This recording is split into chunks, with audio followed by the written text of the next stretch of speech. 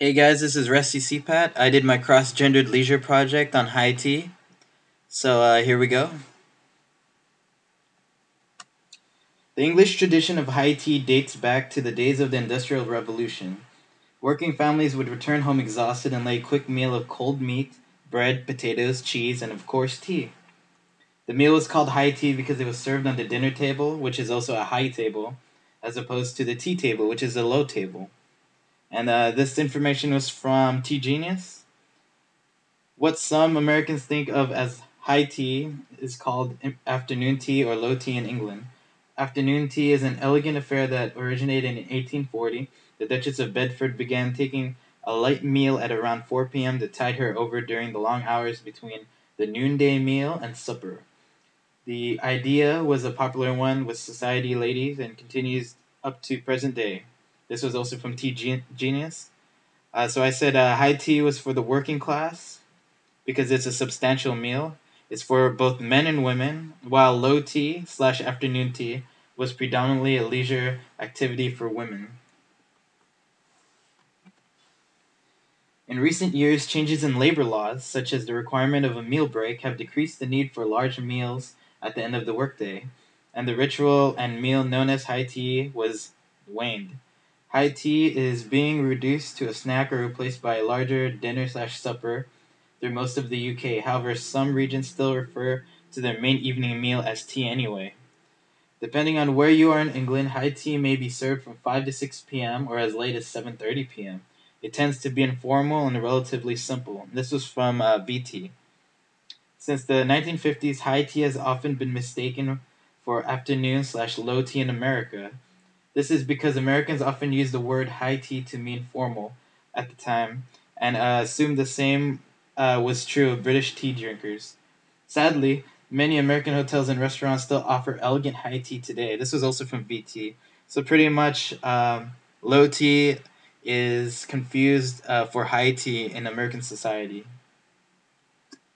And in America, the people who participate in high tea are mostly women. And in the UK, it's still both genders because it's pretty much supper slash dinner, like I said earlier. I feel there aren't a lot of historical changes in participation because the whole manly image for that men desire to display in the past and in the present. I also agree with Lisa Zanardo, her articles at the end at the references, that men will not participate unless it appeals to their masculinity. For a woman who controlled the social life of the household, she was the one who arranged dinners, at home teas, and other social situations. Conversation parties imitating the French salon were also popular starting in around the 1750s. All of these activities were centered on improving one's social standing in the community. The relationship of children were carefully controlled as well, especially in ensuring proper marriages. This was from the Kendra article. For the wives, it is the host with the most power who serves the tea in spite of the gender differences. Men in 19th century Britain were high on the public scale of social hierarchies, but the women were in charge of the household and creating like the genteel atmosphere connected with formal social visits. As a result, she was more powerful within the household than the man. Even when the British lord of the house was present, it was a woman's responsibility to serve tea. This is also from the Kendra article. So by 1880, the social ritual of afternoon tea was practiced by upper class society women who donned formal gowns, gloves, and hats for the occasion. This was from High Tea History and Etiquette. And so pretty much I got past a social constraint and did an activity that was socially appropriate for women. I was able to experience and learn about a very long tradition for prominent women in the past, which turned into a culture. I was able to experience this female popular pastime that gave females power in the household. I had not participated in this before. Actually, I have never participated in anything like this before because I did not know much about it, and it's definitely not popular recreation for a male. Activities like high tea or afternoon tea display more of a social and cultural characteristic that is more appealing to female participation. and this was found in one of the readings for class. It's self-image, body, and constraints.